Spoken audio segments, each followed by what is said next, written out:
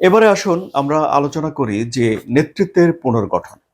এই যে আচমকা আক্রমণ করে ইরানের নেতাদের হত্যা করে ফেলা, এই যে ক্ষতি, এরপর ইরান কি যুদ্ধে ঘুরে দাঁড়াতে পারে? এবারে তো আমরা দেখলাম যে ইসরায়েলের সঙ্গে যে 12 দিনের যুদ্ধ হয়েছে সেখানেও ইরান তাদের অনেক নেতৃস্থানীয় লোককে হারিয়েছে, কিন্তু তারপরেও তারা পাল্টা জবাব দিয়েছে। এটি ইরানের জন্য নতুন কিছু নয়। ইরান ইরাক যুদ্ধের সময়ও ইরান তাদের নেতাদের হারিয়েছিল। ঘটনাগুলো কি হয়েছিল আমি আপনাদেরকে একটু পড়ে শোনাই, যাতে ভুল হয়ে না যায়। 1981 সালের জুন মাসে ইসলামিক রিপাবলিকান পার্টির কার্যালয়ে একটা বোমা হামলা হয়েছিল, এবং এই হামলায় দলটির মহাসচিব মোহাম্মদ বেহেশতি সহ 74 জন উচ্চপদস্থ কর্মকর্তা প্রাণ হারিয়েছিলেন। এবং ওই একই মাসে ইরান ইরাক সীমান্তে এক লড়াইয়ে দেশটির অন্যতম প্রভাবশালী সামরিক কমান্ডার মোস্তফা চামরানও নিহত হয়েছিলেন।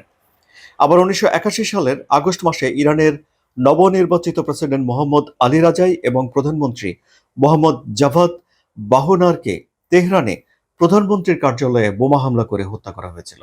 মানে প্রধানমন্ত্রীর কার্যালয়ে বোমা হামলা হয়েছে, প্রধানমন্ত্রী প্রেসিডেন্টকে হত্যা করা হয়েছে, তারপরেও ইরান সেই যুদ্ধে ঘুরে দাঁড়িয়েছিল।